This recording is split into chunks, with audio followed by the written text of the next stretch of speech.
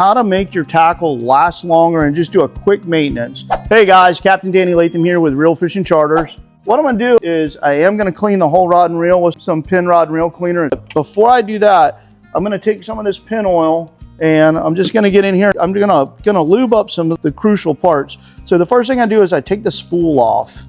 I'll just pull it off and you see all the components that are up under here. So always when you pull the spools off of these things, you got different bearings and stuff, keep your reel upright. So I'm just gonna put a little bit right here on this top. This is actually a bearing that goes on top that helps the drags be really smooth on the pin reels. So then you got the shaft underneath right here. I'm just gonna put one little drop right there on the shaft. I'm gonna reel it just a little bit.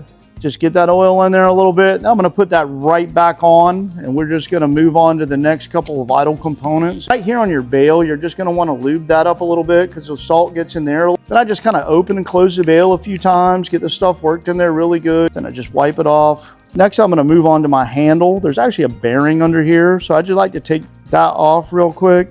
And you can see the little seal that's right up here on this thing.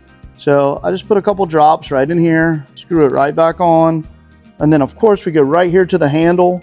I'm right there on the handle and I work that in. Wipe the reel down, give it a nice, reel it up nice and tight. Just put a little bit of rod cleaner on here and I just wipe everything down. I do this about once a week, maybe every other week. And it's just to keep my stuff clean and nice and everything running right. Because people are paying me top dollar to go fishing and picking up a dirty, ragged out, broken reel is kind of not cool. If you want your tackle to last, it really is important to clean it up a little bit.